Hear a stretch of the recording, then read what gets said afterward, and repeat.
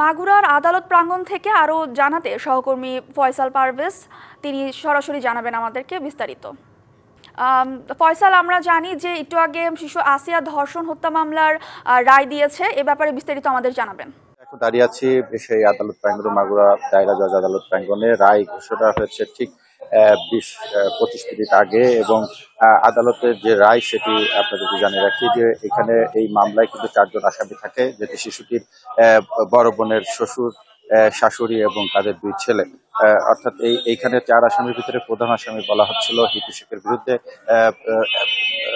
প্রধান অভিযুক্ত ছিল, এবং তার বিষয়ে আদালত রায় দিয়েছে, ফাঁসির রায় দিয়েছে, এবং সেই সাথে 1 লক্ষ টাকা জরিমানা করা হয়েছে। কিন্তু অপর যে 3 আসামি অর্থাৎ হিটু শেখের যে স্ত্রী এবং তাদের যে 2 ছেলে, তাদের কিন্তু বেকসুর খালাস দিয়েছে আদালত। তো এই মুহূর্তে কিন্তু আদালত প্রাঙ্গণে এই বিষয়ে ব্রিফ করেছে এই স্বরাষ্ট্র মন্ত্রণালয় থেকে যে বিশেষ প্রকৌশলী এহসানুল্লাহ সমাজি। তার সঙ্গে তিনি সাংবাদিকদের জানিয়েছেন যে আদালতের রায়ে তারা পুরোপুরি সন্তুষ্ট হতে পারেনি, অর্থাৎ হিটু শেখের সাথে অন্যান্য আসামিদের পক্ষেও কিন্তু যুক্তিতর্ক উপস্থাপন করা হয়েছে।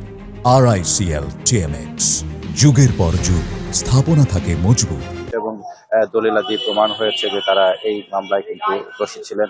কিন্তু আদালত যে রায় দিয়েছে হিটু শেখের, সেটা তারা সন্তুষ্ট হয়েছে। কিন্তু অন্য যে 3 আসামি অর্থাৎ হিটু শেখের স্ত্রী এবং তার যে 2 ছেলে বেকসুর খালাস দিয়েছে, এই বিষয়টি তারা কাগজপত্র আদালত থেকে পাওয়ার পরে উচ্চ আদালতে তারা আপিল করবে বলে সাংবাদিকদের জানিয়েছে। তো এই মুহূর্তে কিন্তু আদালত প্রাঙ্গণে কিন্তু বিশেষ নিরাপত্তা নেওয়া হয়েছে, এবং আসামিদের একটু আগেই কিন্তু আদালত থেকে কারাগারে নিয়ে যাওয়া হয়েছে, এবং আদালত প্রাঙ্গণে অনেক মানুষ অথবা উৎসুক মানুষ কিন্তু এসেছে। আমি কথা বলেছিলাম এই মামলার যে বাদী অর্থাৎ শিশুটির মায়ের সঙ্গে। তিনি প্রথমে কথা বলতে চাননি, কিন্তু পরে তিনি জানিয়েছেন যে এই মামলায় তিনি সন্তুষ্ট নন এবং তারা ন্যায় বিচার পাননি বলে তিনি দাবি করছেন। তিনি বলছেন যে এখানে শুধু হিটু শেখ নয়, হিটু শেখের যে ছেলে প্রধানত সজীব, তার নাম উচ্চারণ করে তিনি বলেছেন তারাই মূলত এই বিষয়টি ঘটিয়েছে, এবং আদালত যে তাদের বেকসুর খালাস দিয়েছে এই বিষয়টি তারা মানতে পারছেন না।